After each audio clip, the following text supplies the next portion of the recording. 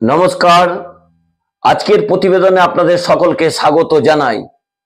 উত্তপ্ত বাংলাদেশ, সেই বাংলাদেশের উত্তপ্ত পরিস্থিতিকে পশ্চিমবঙ্গে টেনে আনার চেষ্টা করছেন এক শ্রেণীর ধর্মীয় সম্প্রদায়ের মানুষ এবং বিজেপি নেতারা।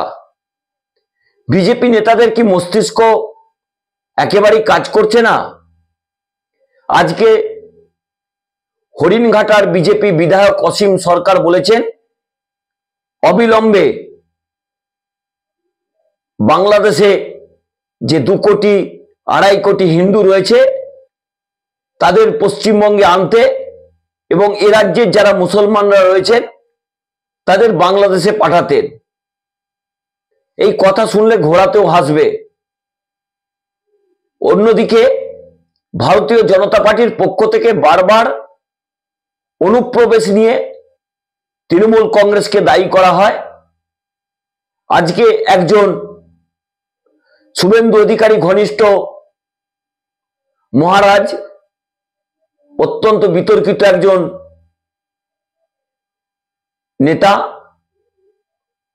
কার্তিক মহারাজ, যিনি লোকসভা নির্বাচনের সময় বিজেপিকে ভোট দেওয়ার জন্য দাবি করেছিলেন, শুভেন্দু অধিকারীর সঙ্গে মঞ্চ অলংকার করে নির্বাচনের আগে বসেছিলেন, তিনি আজকে সনাতন সংস্কৃতি সংসদের ব্যানারে আজকে বাংলাদেশের হাই কমিশনের অফিসে এসেছেন। সেখানে বলেছেন হিন্দুদের উপর অত্যাচার বন্ধ না হলে তারা 3 দিনের মধ্যে হিলি সীমান্ত বন্ধ করে দিয়েছেন। পেট্টাপোল এবং বেনাপোল সীমান্ত নাকি তারা বন্ধ করে দেবেন, যাতে পশ্চিমবঙ্গ থেকে কোনো জিনিস বাংলাদেশে যেতে না পারে এবং বাংলাদেশ থেকে কিছু জিনিস আসতে না পারে। তার পরক্ষণেই আবার এই কার্তিক মহারাজ বলছেন যে অবিলম্বে বর্ডারও নাকি খুলে দিতে হবে বলে তিনি দাবি করেছেন। তাহলে যে ভারতীয় জনতা পার্টির নেতারা অনুপ্রবেশ নিয়ে এত বড় কথা বলেন, যদি বর্ডার খুলে দেওয়া হয় তাহলে কি শুধুমাত্র হিন্দুরা এদেশে আসবে, না শুধুমাত্র হিন্দু সম্প্রদায়ের মানুষ সেই বর্ডার টপকে পশ্চিমবঙ্গে আসবে?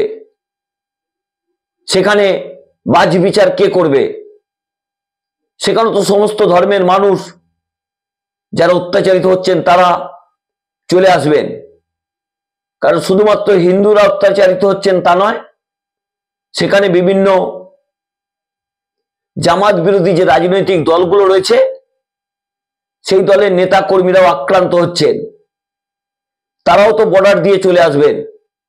যারা এই অনুপ্রবেশ নিয়ে এত বড় বড় কথা বলেন, অনুপ্রবেশের দায় স্বরাষ্ট্র দপ্তরের মানতে তাদের কষ্ট হয়, কারণ সীমান্ত পাহারা দেয় বর্ডার সিকিউরিটি ফোর্স, তার দায়িত্বে তো অমিত শাহ রয়েছেন। এক মুখে বলেন অনুপ্রবেশ হচ্ছে, আর এক মুখে বলছেন বর্ডার খুলে দিতে হবে, কখনো বলছেন বর্ডার সিল করে দিতে হবে। তাহলে কি বিজেপির কেন্দ্রীয় নেতারা এই পরিস্থিতিটাকে রাজনৈতিকভাবে ব্যবহার করছেন? এতদিন ধরে বাংলাদেশ উত্তপ্ত, 3.5 মাস 4 মাস ধরে হিন্দুদের মন্দিরের উপর আক্রমণ হচ্ছে, ধর্মীয় স্থানের উপর আক্রমণ হচ্ছে। চিন্ময় দাস মহাপ্রভু, তাকে গ্রেপ্তার করা হয়েছে, তাকে এমন একটা অবস্থায় রাখা হয়েছে আইনজীবীরাও তার পাশে দাঁড়াতে পারছেন না। যে আইনজীবীরা দাঁড়াতে যাচ্ছেন তার শুনানি পড়বে, তার জামিনের জন্য তাদের মারধর করা হচ্ছে, মাথা ফাটিয়ে দেওয়া হচ্ছে।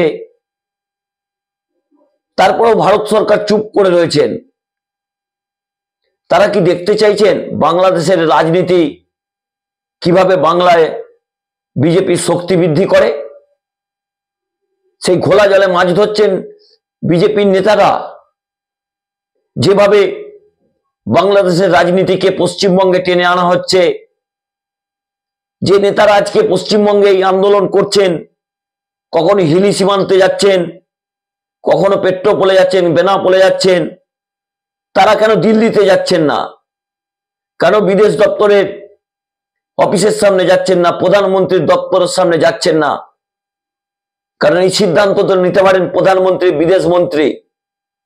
তারা শুধুমাত্র পশ্চিমবঙ্গের সংখ্যাগরিষ্ঠদের ভোট তাদের ভোট বাক্সে যাতে আসে সেই রাজনীতি করার চেষ্টা করছেন।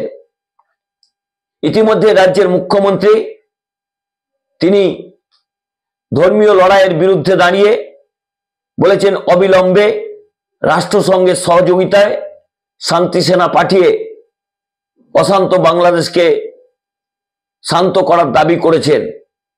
শুভেন্দু অধিকারীও তো একই দাবি করেছিলেন।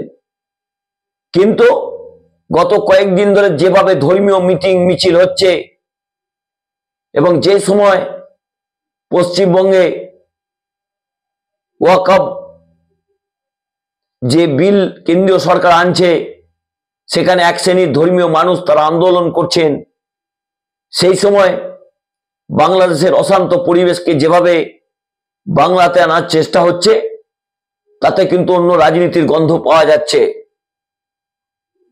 এই প্রতিবেদনের মাঝে আপনাদের একটা অনুরোধ করি, আপনারা চ্যানেলটিকে দেখছেন, অত্যন্ত জনপ্রিয় করে তুলেছেন, দয়া করে চ্যানেলটি সাবস্ক্রাইব করুন, বেল আইকনটি ক্লিক করে দিন, তাহলে আমি একটু লাভবান হব, নতুন নতুন পর্ব আপনাদের সামনে উপহার দিতে পারবো এবং কোনো পর্ব আপলোড করার পরই আপনারা নোটিফিকেশন পেয়ে যাবেন, সব পর্বগুলো আপনাদের কাছে পৌঁছে যাবে।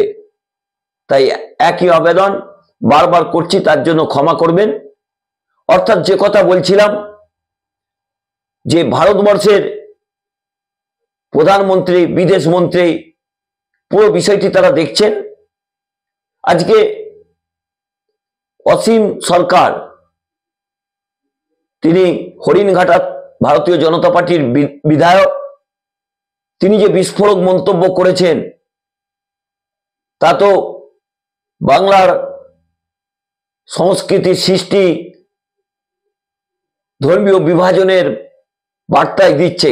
তিনি কি বলেছেন আপনারা শুনুন, তারপর আপনাদের সঙ্গে বিস্তারিত আলোচনা করব। এক্ষুনি এনআরসি সারা ভারতে হওয়া উচিত বলে আমি মনে করি, কারণ এনআরসি ছাড়া এদের বেছে বের করা সম্ভব না।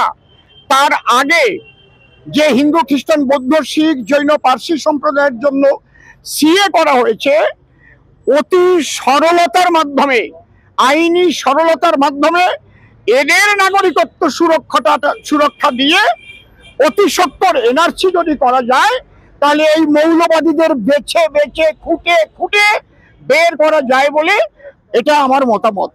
মন্দির ভেঙে দেবে, হিন্দুদের মূর্তি ভেঙে দেবে, তাহলে আমার হিন্দুদের কেন্দ্রীয় সরকারের কাছে আমাদের নিবেদন, ওপার বাংলা থেকে হিন্দুদের এপারে সব নিয়ে আসা হোক এবং এখান থেকে মুসলমানও বাংলাদেশে পাঠিয়ে দেওয়া হোক। পরিষ্কার পরিচ্ছন্ন কথা, পরিষ্কার পরিচ্ছন্ন কথা। আর যদি একসঙ্গে আমরা বসবাস করতে পারি, তার চেয়ে ভালো জিনিস আর নেই। কিন্তু যদি তাদের, আপনারা শুনলেন অসীম সরকার হরিণঘাটার বিজেপি বিধায়কের বক্তব্য। তাকে তীব্র কটাক্ষ করেছেন তৃণমূল কংগ্রেস নেতা ফিরহাদ হাকিম। তিনি বলেছেন এটা কি অসীম সরকার বা বিজেপির পৈতৃক সম্পত্তি যে তারা যা খুশি বলবেন, ধর্মীয় সুশ্রী দেবেন, বাংলার মানুষ তা মেনে নেবে? তিনি যে উক্তিটি করেছেন যে রাজ্যের সংখ্যালঘু মুসলিমদের বাংলাদেশে পাঠাতে, বাংলাদেশের 2 কোটি 2.5 কোটি যারা হিন্দু রয়েছেন তাদের এ রাজ্যে আনতে, এটি কি মামার বাড়ির আবদার? তাকে তীব্র কটাক্ষ করেছেন তৃণমূল কংগ্রেসের নেতা ফিরহাদ হাকিম। তিনি কি বলেছেন আপনারা একটু শুনুন, তারপরে বিস্তারিত আলোচনা করব। বিধায়ক অসীম সরকার বলেছেন যে কেন্দ্রীয় সরকারের কাছে অনুরোধ, যারা মুসলিমরা আছে তাদের বাংলাদেশে পাঠিয়ে দেওয়া হোক, সেখানকার হিন্দুদের এ রাজ্যে আনা হোক। অসীম সরকারের বাবার দেশ নয় ভারতবর্ষ, ভারতবর্ষে যারা ভারতবর্ষে থাকেন, ভারতবর্ষের নাগরিক, সে হিন্দু হোক মুসলমান হোক, তাদের দেশ এটা। কেন্দ্রীয় সরকার ইচ্ছে করলেই ভারত পাঠাতে পারে না, কারণ ভারতের কনস্টিটিউশন এটা নয়। বাংলাদেশে নিশ্চিতভাবে যে মাইনরিটিদের ওপর অত্যাচার হচ্ছে তার প্রতিবাদ আমরা সবাই করছি। সব জায়গায় মাইনরিটির প্রোটেকশনের দায়িত্ব মেজরিটির। মাইনরিটি যে দেশেই আক্রান্ত হোক, সে বাংলাদেশে হোক বা ভারতে হোক, সেটা নিন্দনীয়। ভারতীয় হিসেবে আমি অত্যন্ত উদ্বেগের সাথে আছি যখন বাংলাদেশে হিন্দু ভাইদের উপর অত্যাচার হচ্ছে। এটাকে কঠোর ব্যবস্থা নেওয়ার জন্য কেন্দ্রীয় সরকারকে আমরা অনুরোধ করছি। বাংলাদেশে এটা হচ্ছে, এটা হিউম্যান রাইটসের হিউম্যান রাইটসকে করা হচ্ছে, আঘাত করা হচ্ছে। হিউম্যান রাইটসের মানবাধিকারকে ভায়োলেশন অফ হিউম্যান রাইটস হচ্ছে। তো এটাকে ইমিডিয়েট বন্ধ করে। আসলে ওদেশে বাংলাদেশে এখন আর কোনো সরকারই নেই, ইউনিসের ক্ষমতা নেই যে কঠোরপন্থীদের বিরুদ্ধে লড়াই করে। তাই সবার উচিত হচ্ছে, ভারত সরকারের উচিত হচ্ছে এবং ইউএনের উচিত হচ্ছে এ ব্যাপারে ইমিডিয়েট হস্তক্ষেপ করা। আপনারা শুনলেন তৃণমূল কংগ্রেস নেতা ফিরহাদ হাকিমের বক্তব্য, আপনারা অসীম সরকারের বক্তব্য শুনলেন। কি করতে চাইছেন বিজেপির কেন্দ্রীয় নেতৃত্ব, প্রধানমন্ত্রী, বিদেশমন্ত্রী? যেভাবে বাংলাকে অশান্ত করার চেষ্টা হচ্ছে, ধর্মীয় বিভাজনের জিগির তোলা হচ্ছে, বিভিন্ন ধর্মীয় মিছিল হচ্ছে। এই মিছিল যদি করতে হয় দিল্লির উপখণ্ডে করুন, যদি দৃষ্টি আকর্ষণ করতে হয় প্রধানমন্ত্রীর দৃষ্টি আকর্ষণ করুন। প্রধানমন্ত্রী কেন চুপ রয়েছেন? এর মধ্যে কি কোনো রহস্য লুকিয়ে আছে যে প্রধানমন্ত্রী সঠিক সিদ্ধান্ত নিয়েছেন, শেখ হাসিনাকে তিনি ভারতবর্ষে রেখেছেন? অত্যন্ত একটি ভালো সিদ্ধান্ত। কিন্তু পশ্চিমবঙ্গের বিজেপি নেতা, বিশেষ করে শুভেন্দু অধিকারী, বেশ কিছু ধর্মীয় নেতা যে বক্তব্য রাখছেন, অসীম সরকারের মতো বিধায়করা যে বক্তব্য রাখছেন, যিনি একসময় সিএ এনআরসি চালু করে মুসলিমদের এ রাজ্য থেকে ডিটেনশন ক্যাম্পে পাঠানোর দাবি করেছিলেন, তার মধ্যে কিন্তু অন্য রহস্য লুকিয়ে রয়েছে। আগে বিজেপি নেতারা ঠিক করুন এই আন্দোলন কোথায় করবেন, পশ্চিমবঙ্গে না দিল্লিতে? যদি দিল্লিতে করতে হয় প্রধানমন্ত্রী এবং বিদেশ মন্ত্রীর দপ্তরের সামনে করুন, কারণ আসল সিদ্ধান্ত তারাই নেবেন। আর দিল্লির নেতারা, তারা কি মজা দেখছেন যে যেভাবে বাংলাকে অশান্ত করার চেষ্টা হচ্ছে ধর্মীয় সুশ্রুতি দিয়ে? তবে সে রাজনীতি বাংলায় কখনোই সম্ভব নয়। বাংলায় সমস্ত ধর্মের মানুষ থাকেন, সমস্ত আদর্শের মানুষ থাকেন। বাংলা আর বাংলাদেশ কখনোই এক হতে পারে না। নমস্কার, আমি দেবজ্যোতি। আমার এই প্রতিবেদনটি ভালো লাগলে চ্যানেলটি সাবস্ক্রাইব করবেন, বেল আইকনটি ক্লিক করবেন। ভালো থাকবেন, সুস্থ থাকবেন। শুভরাত্রি।